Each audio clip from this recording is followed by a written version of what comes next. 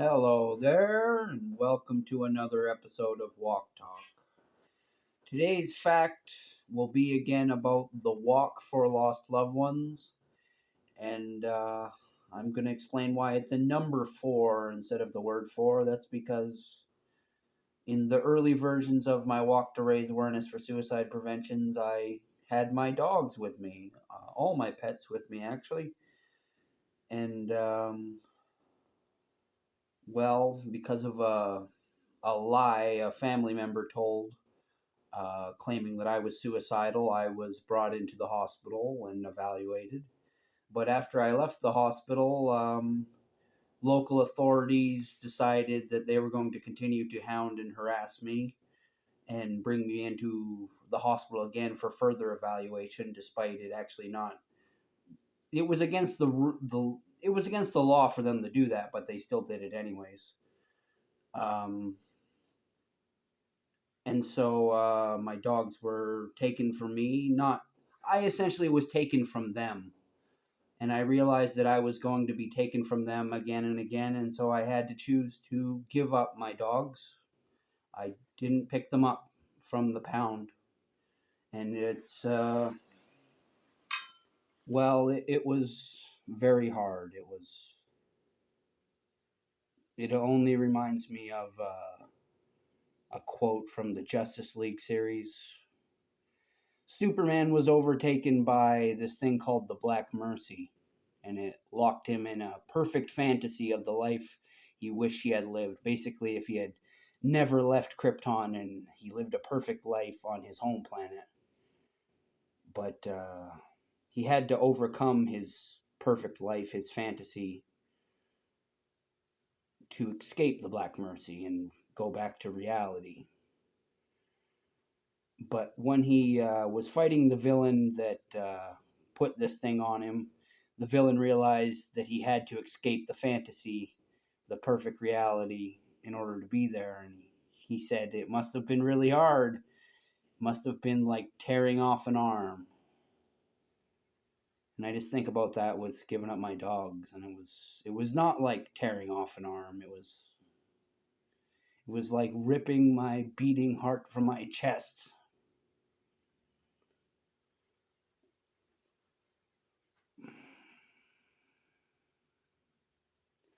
But even though it is broken into pieces, I know the pieces still beat.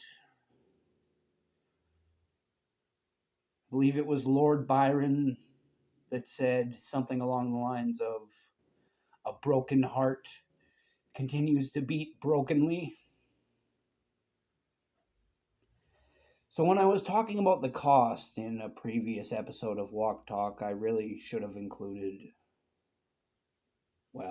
everything, the things that meant the most to me.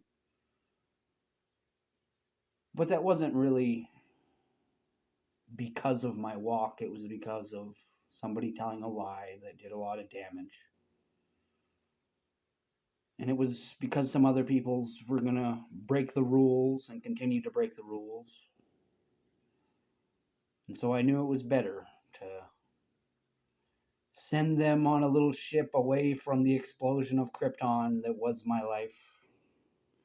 At least they get to go out and live a bright future free of the harassment of the authorities. That's my gift to them, is that they don't have to deal with me and all my bullshit. God, I miss them though. But that's quite the fact for the day, I guess. So let's get on with the squats. 1, 2, 3, 4, 5.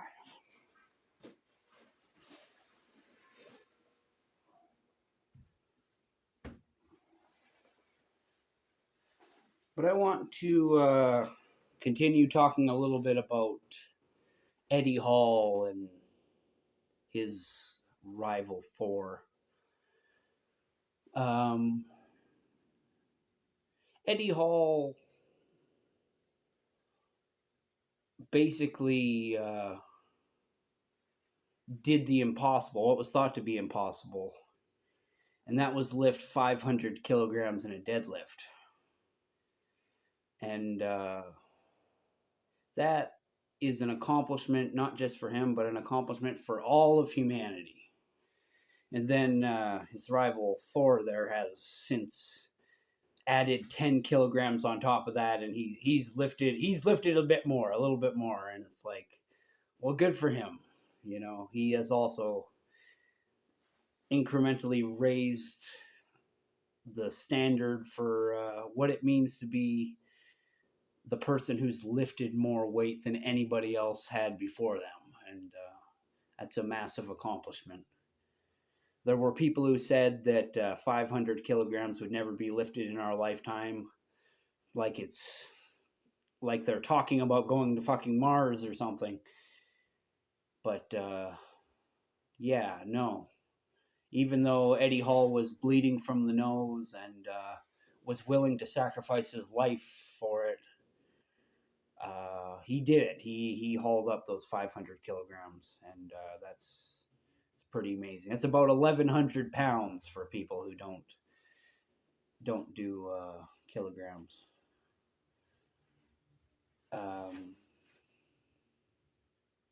Yeah, no, that's an amazing accomplishment. But the thing is, I never want to strain myself to the point where I want to sacrifice my life. That'll be where I don't follow. And as much as I appreciate his commitment, I just don't want to push myself that hard. I don't think that's not the gift that I want to give to the world. It may have been the gift that he gave to the world, that he was willing to make that sacrifice. But I value my life quite a bit, and I'm not willing to sacrifice it for something as trivial as a world record, even though that trivial thing is very important to all of humanity. So I can understand someone wanting to make that or be willing to make that sacrifice. But I just think your life is too valuable. Don't make that sacrifice. You can, like, that's just it. Is Thor lifted the same amount of weight without seeming like he was on the edge of dying, kind of thing, where Eddie Hall, he reached his human limits, I think, or at least as far as he wanted to go, because he pretty much retired after that. But that was a beautiful achievement, regardless of what mindset he had to be in, whether it's self-sacrificial or committed to the idea of being the person who achieved that milestone. And that's just it. I want to be the person who's committed to achieving my milestone of not just carrying a pallet 50 miles, but doing it and feeling good afterwards. That's how I did not achieve my milestone the previous time. I accomplished the goal. I carried the pallet, but I strained myself too much, and I don't want to do that. I don't want that to be my. I am very proud of that achievement, but I will be much more proud if I'm feeling good afterwards. That's what I want my example, my shining example to people, is that you can prepare yourself to do all sorts of amazing things, even things that used to be on the edge of your limits. Yeah.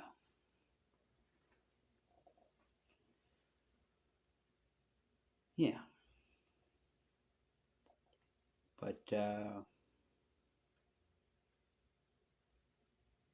I guess you never know who will be looking at you or who will be judging you. And that's kind of part of living in an open world, in a free society.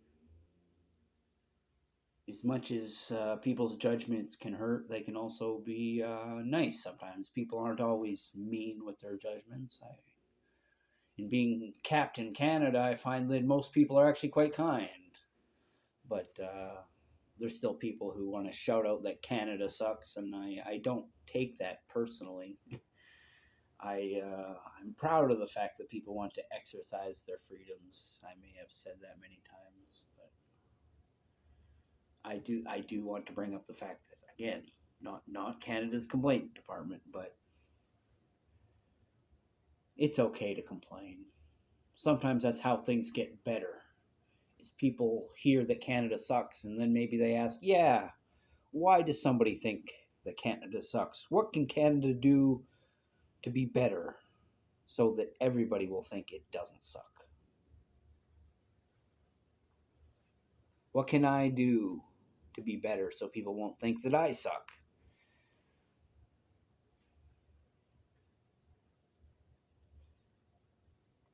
Yeah.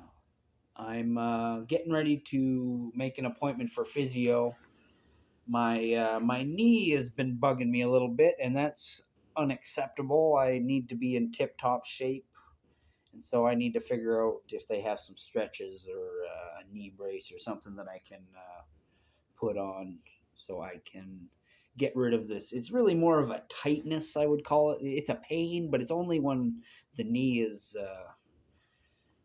bent, like when it's really bent, like during a squat or something like that. And so it's like it does bug me a little bit during the squats, and there's a bit of a clicking sound, and so it's like, yeah, I better get that checked out.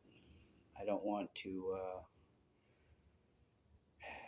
mess up my body or anything like that. I do feel like certain things make it feel like I need to activate it a little bit more. I think I'm walking a little bit too relaxed in the knee, and I think I need the left knee to be doing a little bit more work. But I would like to get a professional's opinion because my benefits at work apparently cover it, so it's just putting the time in to do it. There's no reason not to do it. We are a collective humanity, whether we're setting records or just doing our job. And I need to use the resources of our society that we have here. Because as much as we are individuals and in ourselves, we are all alone. We should take advantage of the fact that we are all in this together, and there are people that are willing to help. It's their job to help, they get paid to do it. And there's nothing wrong with using those resources that people have to offer. I think that's all I have to say for today. Feel free to leave any questions or comments in the comment box. I'm Captain Canada, Joseph Arthur Roszell. I want to thank you for watching. I want to wish you all the luck in the world. I love you, and I want you to know that suicide is never the answer. Peace out for now.